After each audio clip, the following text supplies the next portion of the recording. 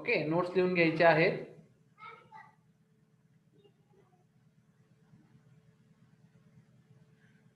ते आता आपण स्टार्ट करतोय. ठीक, चलो.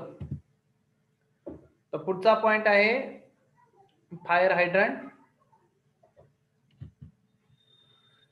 In today's topic, we are going to discuss what is fire hydrant. Fire hydrant कशाला म्हणायचं? ओके, फायर हायड्रंट कशाला म्हणायचं? Types of fire hydrant.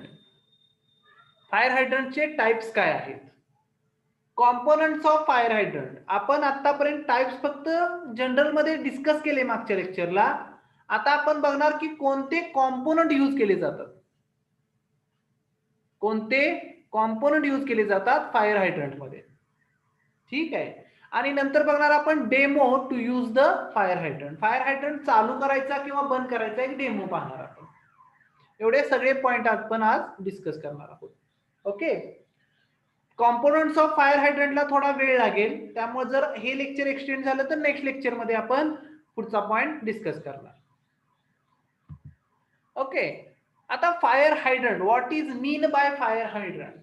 Okay, fire hydrant is the device which is used to extract the water. Fire hydrant is the device which is used to extract water from the pressurized network. You may call this as a fire plug, fire pumps किंवा fire boosters किंवा hydrant boosters. याचा अर्थ काय बाळांनो? Fire hydrant हे एक device आहे. Fire hydrant काय आहे? एक डिव्हाइस आहे जे काय करतं? एक्स्ट्रॅक्ट करतं. एक्स्ट्रॅक्ट या शब्दाचा अर्थ असतो काढून घेणे. पाणी काय करतो? तो काढून घेतो आणि पुढे प्रोव्हाइड करतो. फायर हायड्रंट हा एक प्रकारचा फायर प्लग आहे. म्हणजे जिथं काय होतं, एखादी फायर लागली, ती आग विझवण्यासाठी मला पाण्याची गरज आहे, ते काढण्यासाठी आपण तिथं फायर हायड्रंट इन्स्टॉल करतो. Fire hydrant is the connection point. बघा पुन्हा, fire hydrant is a connection point. तो एक कनेक्शन पॉइंट आहे by which firefighters can tap into a water supply. आपण पाणी घेण्याचं काम आपण या पॉइंट मधून घेऊ शकतो. प्रत्येक वेळी सोर्स पर्यंत जाण्याची गरज नाहीये, कारण की इंडस्ट्री ही बाळांनो मोठी असते.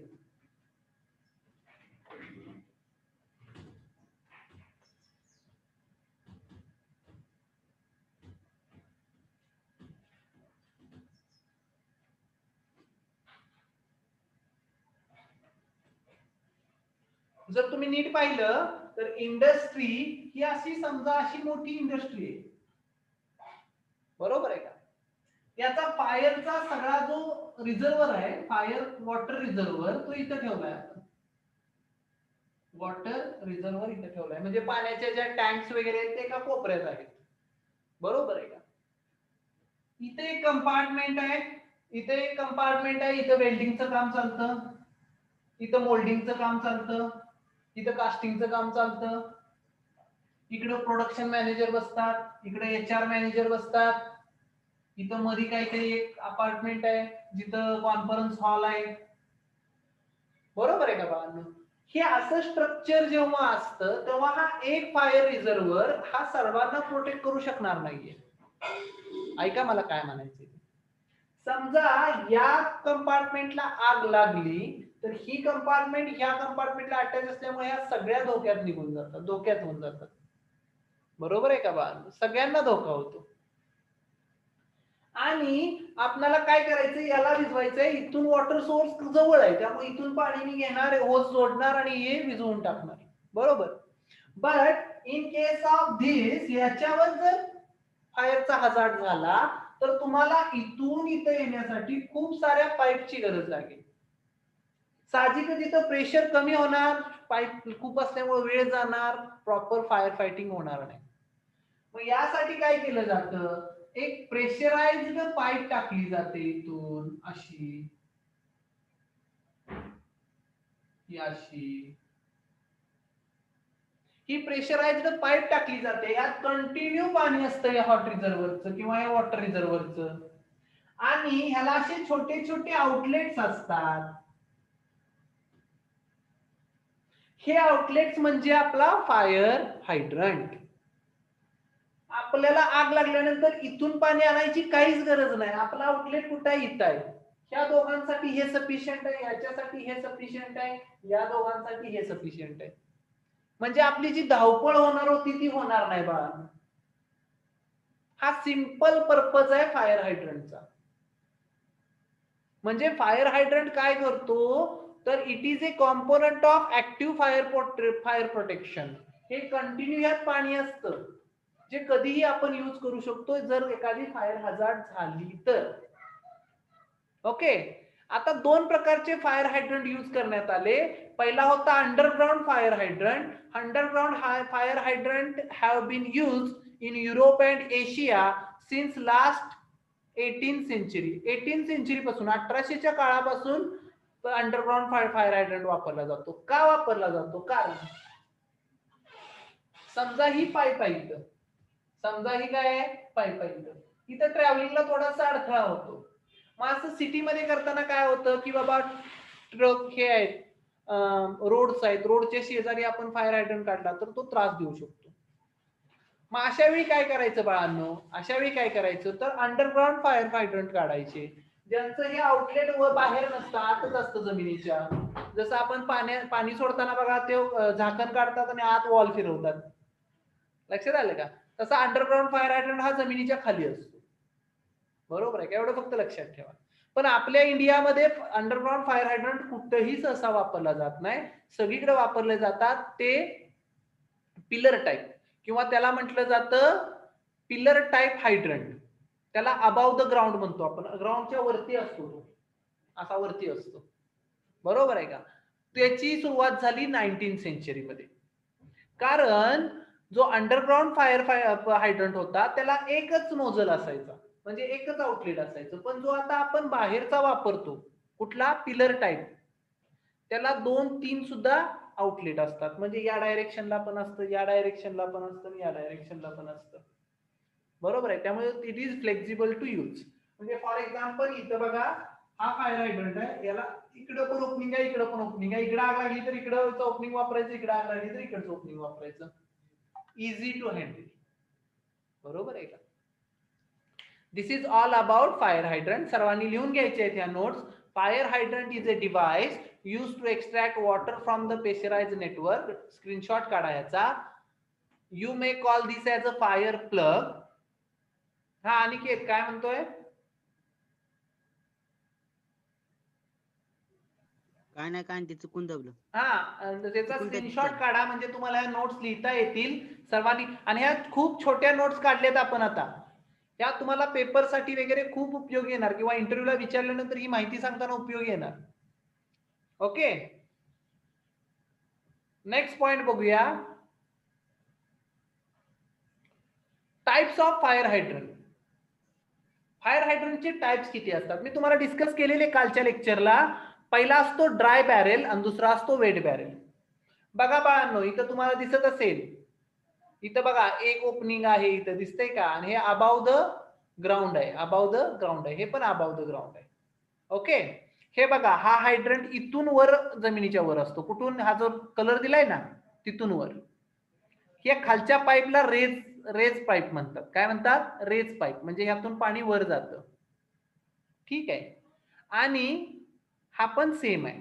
फक्त इथं काय आहे बाळांनो, हा वेट बॅरेल आहे आणि हा ड्राय बॅरेल आहे. आता दोन्हींचा अर्थ सांगतो.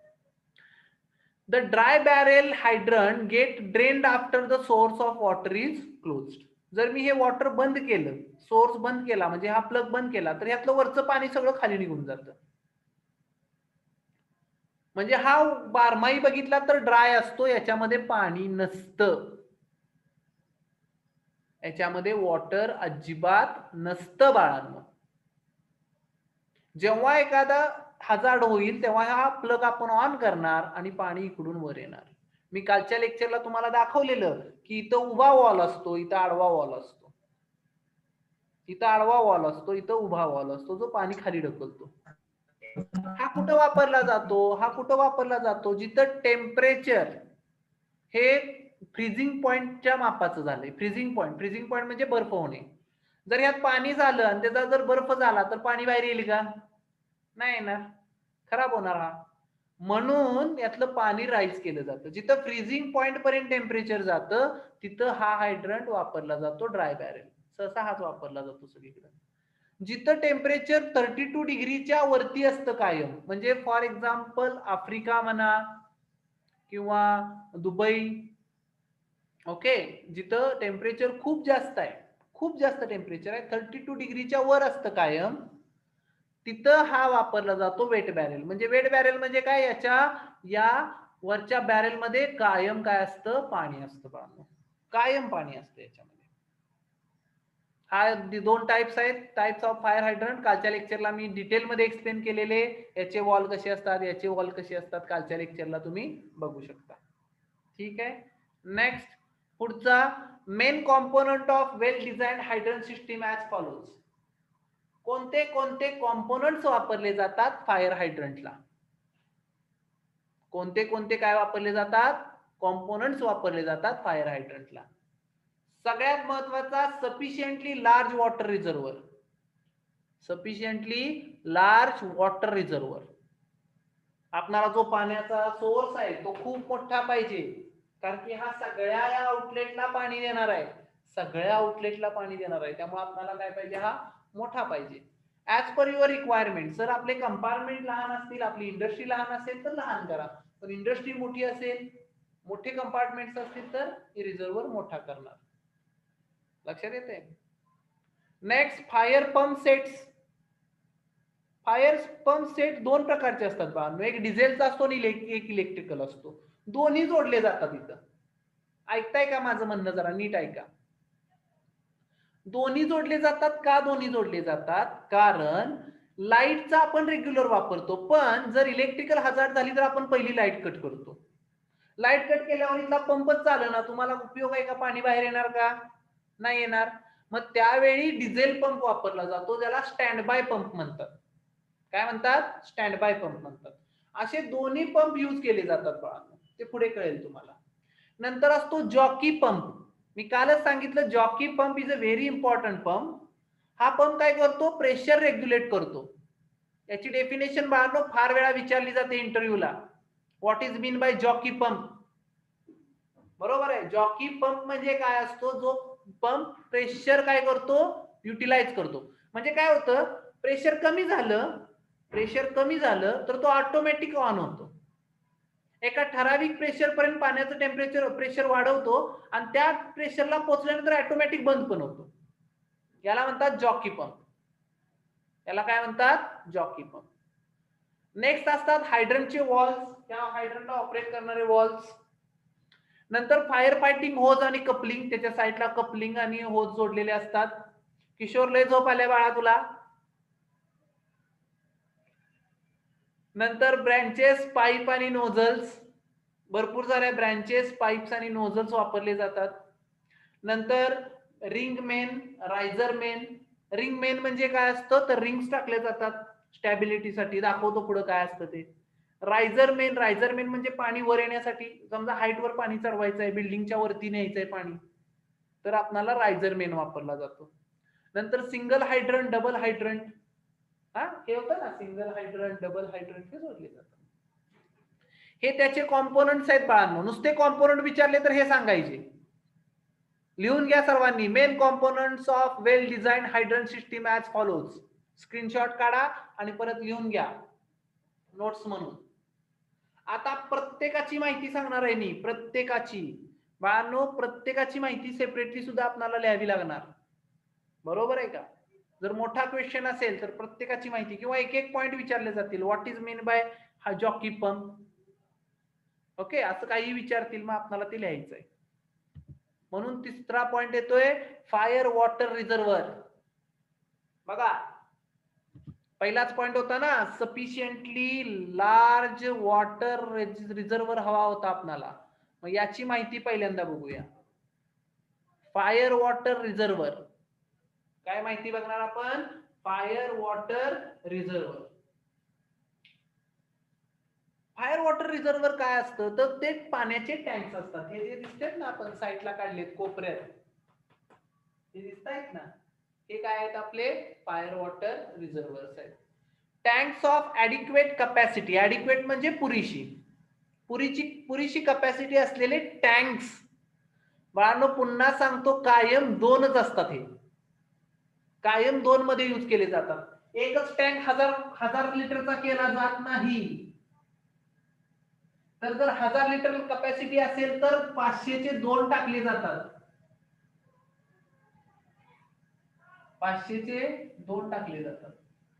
याचा कारण सांगतो बाळांनो, याचं कारण सांगतो. समजा एका टँकचा मेंटेनन्स चालू आहे, एका टँकचा काय चालू आहे, मेंटेनन्स चालू आहे, आणि आग लागली, काय करणार?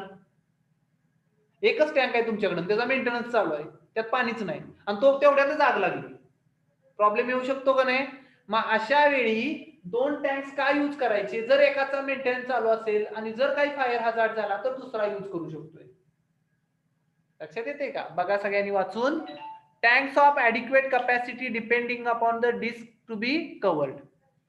म्हणजे किती रिस्क आहे ती कव्हर करायची त्याच्यावर टँक बघायचा. माझा एरिया किती आहे, कंपार्टमेंट किती आहे, आग लागायची कपॅसिटी किती आहे, त्याच्यावर हा अवलंबून असतो. These should be located between 60 to 200 metre from the hazardous area.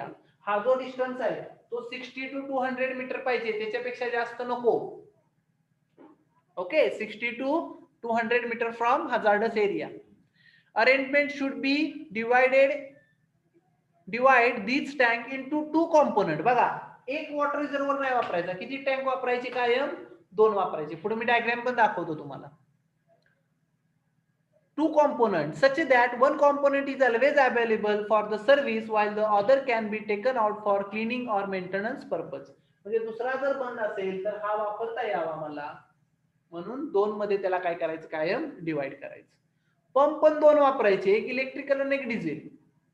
Light असेल इलेक्ट्रिकल वापर, पण लाईट नसेल डिझेलचा वापरून आपण फायर फायटिंग करायचे. Minimum 2 pumps are required. Main pumps किती पाहिजेत? 2 पाहिजेत बाळांनो. Minimum 2 pumps to be required. One is electric and other is diesel. दुसरा कुठला पाहिजे? डिझेलचा. त्याला स्टँड बाय सुद्धा म्हणतात. स्टँड बाय का म्हणतात? कारण की हा जर बंद पडला तर तो वापरला जातो. बरोबर. Should be installed to provide water to installation at a required pressure. Should be installed to provide water to install at required pressure. आपणाला किती प्रेशरनं पाणी पुढे पाहिजे तेवढं त्या पंपानं दिलं पाहिजे. Okay. It is preferable to start automatically. सहसा हा पंप ऑटोमॅटिकली स्टार्ट व्हावा असा आपण प्रयत्न करतो. ओके, म्हणजे कोण गेलं, चालू करायला गेले का नाही ते बघण्यापेक्षा तो ऑटोमॅटिक स्टार्ट व्हावा by the help of sensors. आग लागली, सेन्सर वाजला, आपल्या मनानं पंप चालू झाला पाहिजे. The capacity of the pump shall be according to nature of hazard. पंपची कपॅसिटी ही नेचरच्या कुठल्या प्रकारचा हजार्ड आहे त्याच्यावर अवलंबून आहे. हा, किशोर अजिबातच झोपलेला नाही रात्री. नंतर येतो जॉकी पंप. नंतर काय येतो? Jockey pump. बाळांनो हा सगळ्यात महत्वाचा पंप आहे. याच्या नोट्स लिहून ठेवा, स्क्रीनशॉट मारा, मी आताही सांगतोय. Jockey pump. जॉकी पंप म्हणजे काय असतं? As when the pressure drops, this pump start automatically and rise the pressure to present pressure and then stopping by itself. म्हणजे जर पाईप मधलं प्रेशर कमी झालं, आपल्या मेन पंपनं दिलेलं प्रेशर कमी झालं, तर हा जॉकी पंप काय करतो, तर ते प्रेशर वाढवतो. ठराविक लिमिटला आलं की आपल्या मनानं बंद होतो. म्हणजे याचं काम असतं फक्त to maintain the pressure in the pipe, the maintain the pressure of the water in the pipe. लक्षात ठेवा बा. सगळ्यांना समजतंय का? आवाज येतोय का क्लिअर?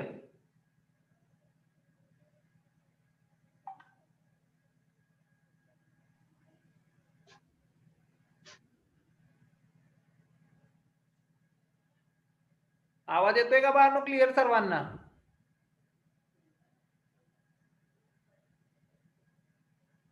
ओके, ठीक आहे. नंतर रिंग मेन्स. रिंग मेन्स म्हणजे काय असतं? हे बघा, ही पाईप आहे अशी. बघा सर्वांनी, एक पाईप आहे समजा ही अशी. ही पाईप अशी कंटिन्यू नसती बाळांनो. तुम्ही जर कराडच्या पुलावरून जरी जाताना साईडला एक पाईप आली बघा काळी, जी आपल्या काय करते, गजानन सोसायटीला पाणी प्रोव्हाइड करते. ती पाईप अशी कंटिन्यू नाही दिसणार तुम्हाला, तर त्याच्यामध्ये अशा आहेत ना, अशा रिंग्स असतात, अशा रिंग्स असतात.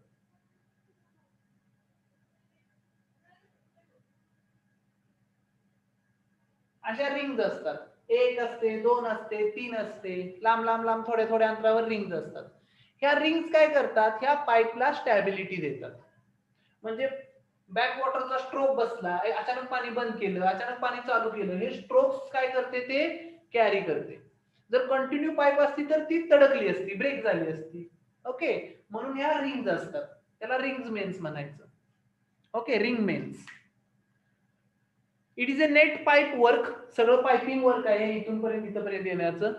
Laid underground or the above ground, एकतर ते जमिनीच्या खालून असेल किंवा जमिनीच्या वरून असेल, पण त्याच्यापासून अडथळा नाही झाला पाहिजे कुणाला. इफ अबाव द ग्राउंड असेल, need to provide support for pipe stability at least support every 10 feet. जर अबाव द ग्राउंड असेल तर त्याला सपोर्ट नसणार आहे, तर आपल्याला तो सपोर्ट दर 10 फुटांनी द्यायचा आहे. दर 10 फुटांनी आपल्याला एक कट्टा बांधायचा आहे, त्याच्यावरती पाईप राहिली पाहिजे, म्हणजे त्याला खालून सपोर्ट मिळेल, नाहीतर ती मध्ये बेंड होईल. समजा हा असा आहे कट्टा आणि एक इथं कट्टा आहे आणि याच्यामध्ये पाईप आहे अशी, तर वजनाने ही पाईप काय होते, बेंड होणार, खाली ब्रेक होणार. तर प्रत्येक 10 फुटानंतर 10 फीट नंतर काय करायचंय मला, त्याला सपोर्ट द्यायचा आहे. Every 10 feet there will be support पाहिजे जर अप्पर ग्राउंड असेल. अंडरग्राउंड असेल तर जमिनीचा सपोर्ट असणारच आहे चारी बाजूने त्याला. Okay, if above the ground then need to provided support for pipe stability at least 1 support every 10 feet. प्रत्येक 10 फीटाने त्याला काय पाहिजे, सपोर्ट पाहिजे. These are laid in the ring pattern along the side of the roads or passage. आता समजा road आहे, हा road आहे मेन, त्याच्या साईडला हे आपल्याला दिसतं, भरपूर ठिकाणी तुम्ही बघाल असं piping. The size of mains is decided such that desired pressure is available. आपल्या ह्या पाईपची साईज कशावर अवलंबून आहे, किती प्रेशरचं मला त्यातून पाणी गेलं पाहिजे. Material of construction means the normal cast of iron or MS with good quality of anti-corrosion. कारण की यातनं पाणी जाणार आहे बघा, पाणी आणि लोखंड गंजतं, त्यामुळे त्याला प्रॉपर प्लेटिंग दिलेलं असतं, आतून कलर्स दिलेले असतात की त्याचं काय होतं, करोजन, म्हणजे त्याची गंजण्याची क्षमता कमी असावी, म्हणजे खराब नाही झाली पाहिजे पाईप लवकर. लक्षात, आपण घराला कलर देतो ना, लोखंडी मटेरियलला कलर देतो, बरोबर, का कलर देतो, कारण की ते गंजलं नाही पाहिजे. समजतंय का? Okay, next point.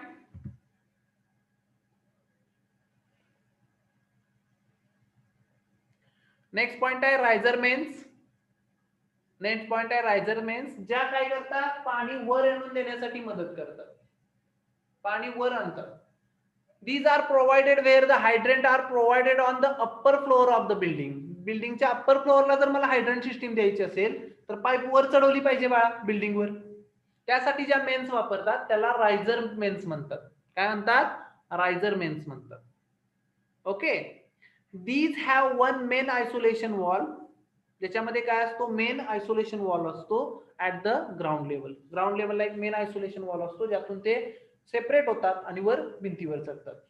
The diameter of the such a main is 150 mm reduces to 100 mm at the top. Riser main हा खाली मोठा असतो, रायझर मेन हा असा खाली मोठा असतो, वरती असा निमुळता होत जातो, याला रायझर मेन म्हणायचं बाळा. त्याचं खालचा डायमीटर 150 mm चा आहे, वरचा डायमीटर 100 mm चा आहे, म्हणजे हा वरती निमुळता होत जातो, म्हणजे प्रेशर वाढत जातं बाळा. एरिया कमी झाला की प्रेशर वाढतं, हा नियम आहे. लक्षात आलं? त्याच्यानंतर फायर हायड्रंट्स, हे जे आपण उभे पुलर पोस्ट केले त्यांना म्हणायचं फायर हायड्रंट्स. ओके, तुम्हाला डायग्राम जर बघायचे असेल तर बघा, हे फायर हायड्रंट्स आहेत, दिसतायत का हे? बघा, हे हा फायर हायड्रंट आहे, हा सिंगल आउटलेटचा आहे, हा डबल आउटलेटचा आहे. लक्षात येते का बाळा? ह्याला 2 आउटलेट आहेत, चेक करा, याला 2 आउटलेट आहेत, याला एकच आउटलेट आहे. लक्षात आलं? सिंगल आउटलेट किंवा डबल आउटलेटचे काय असतात, हे फायर हायड्रंट असतात. मग त्यांची माहिती बघूया. द फायर हायड्रंट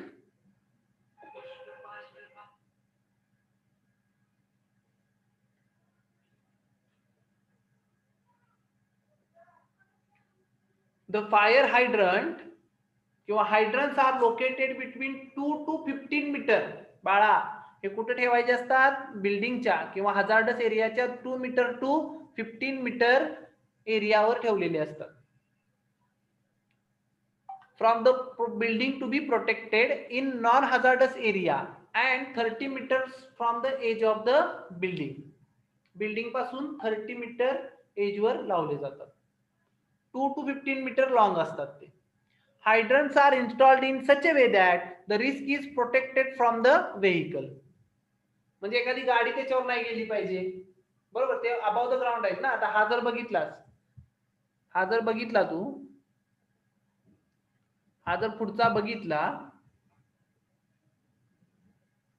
हो का, हा भिंतीच्या शेजारी लावलाय, म्हणजे जेणेकरून रस्त्याचा काही त्याला अडचण येणार नाही. बरोबर आहे का बाळांनो? म्हणजे जे फायर हायड्रंट्स यूज केलेले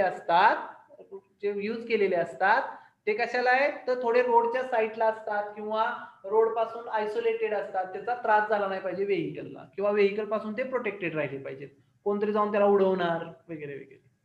the fire appliances such as hose and branches etc should be available close to hydrant. हायड्रंटच्या शेजारीच कायम एक, तुम्ही डीमार्टला गेला तर डीमार्टला सुद्धा बघू शकताय बघा, हायड्रंट असतो. हायड्रंटच्या शेजारीच काय असतो, एक ब्लॉक असतो ज्याच्यामध्ये 2 होज आणि एक नोझल ठेवलेला असतो. म्हणजे तिथंच तुम्हाला होज आणि नोज पाहिजे, नाही तर तुम्ही होज गाडीतनं घेऊन येणार, त्या हायड्रंटला जोडणार, यात वेळ खूप जातो. त्यामुळे हायड्रंट सिस्टीमच्या शेजारीच आपली काय पाहिजे, इक्विपमेंटचा बॉक्स पाहिजे. ओके, कळतंय का सर्वांना? Single hydrant and double hydrant. Single hydrant म्हणजे काय, these are the points from where the fire hoses are connected for drawing the water. हे काय आहेत, हे पॉइंट आहेत, अशा फायर हायड्रंटचे असे पॉइंट आहेत. हा पॉइंट आहे की याला काय जोडणार आहे, मी होज जोडणार आहे. हा असा वरून पण असतो आणि असा खालून पण असतो. असं नाही की हा वरूनच असतो, खालूनच असतो, कायम असा वरून पण आणतात. मग कंपनीमध्ये वरून पण आणतात.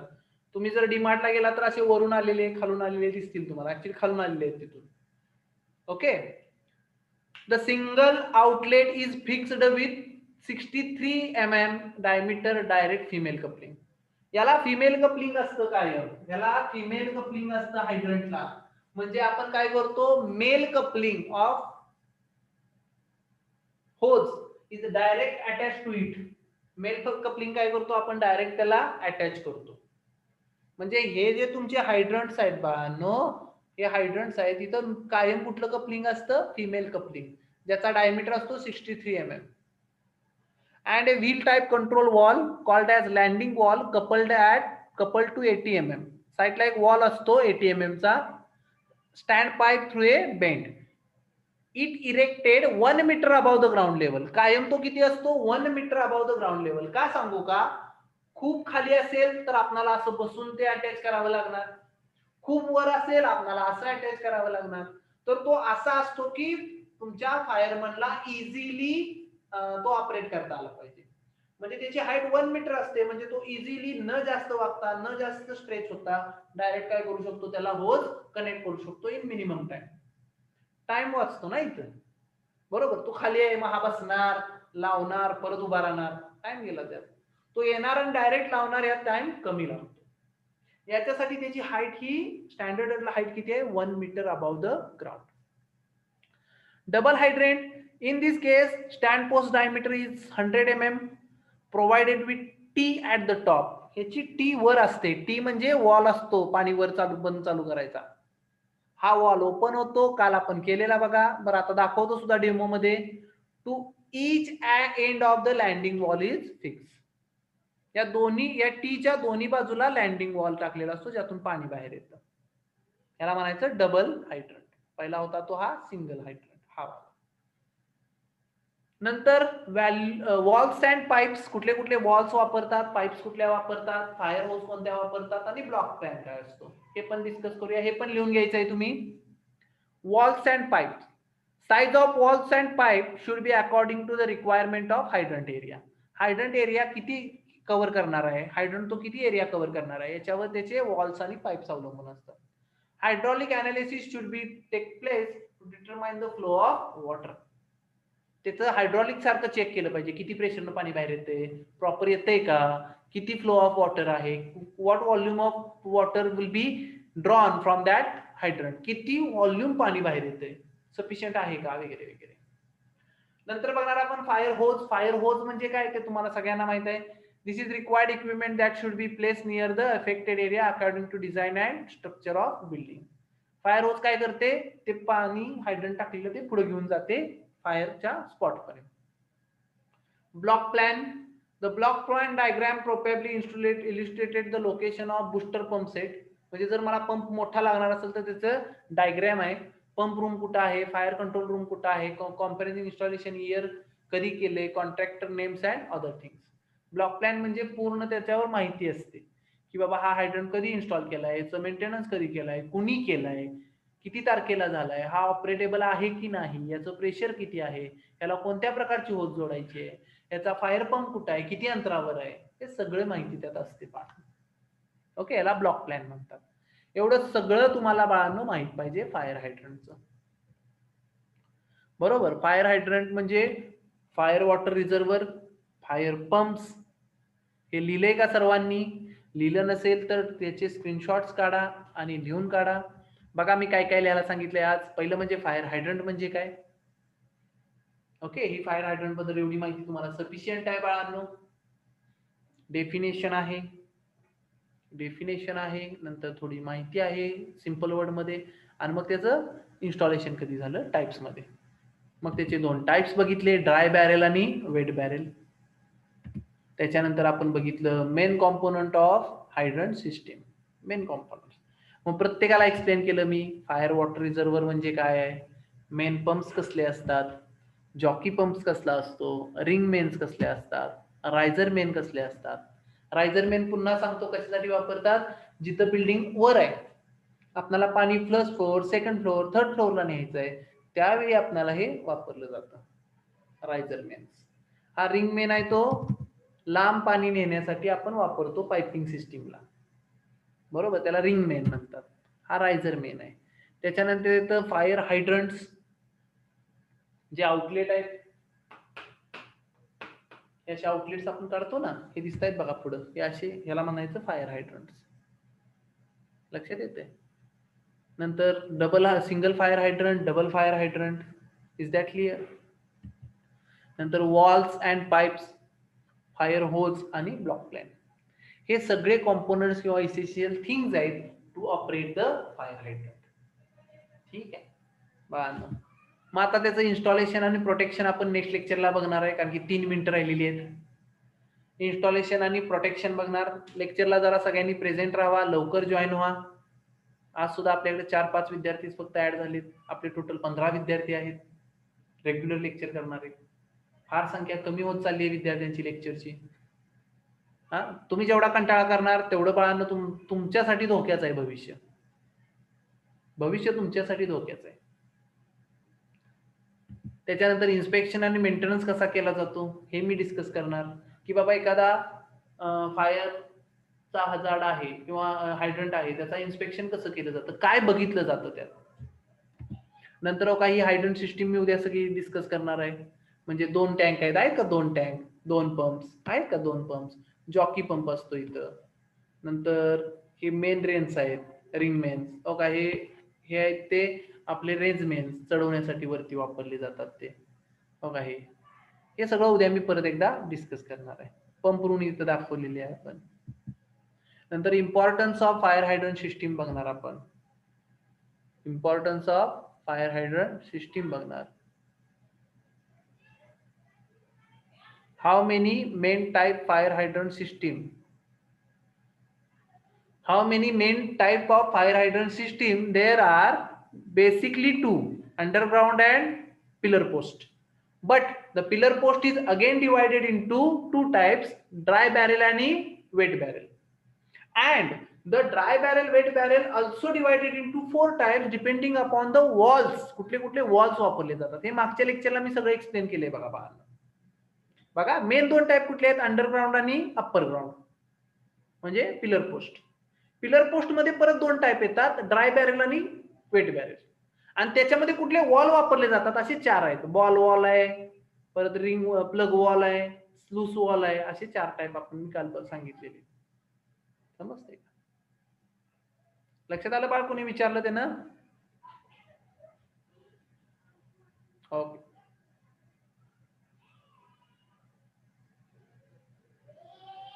नंतर आपण बघितलं काय, नंतर आपण ऍक्च्युली हायड्रंट सिस्टीम बघणार आहे बाळांनो. डेमो ऑफ फायर ऑपरेशन हे उद्या आपण बघणार आहे, कसा वापरतात, काय वापरतात. ओके, नेक्स्ट लेक्चरला हे सांगतो आणि मग काय तुमच्या क्युरी असतील ते आपण डिस्कस करू. पण मला नोट्स सगळ्यांच्या पाहिजेत त्याच्या आधी. चालेल, सर्वांनी ट्राय करा, जास्तीत जास्त लिहिण्याचा प्रयत्न करा. किशोर झोप नाही ना आली बाळ? चालेल, नोट्स लिहून मला पाठव. ओके ओके, चालेल चालेल. Bye bye. Okay bye.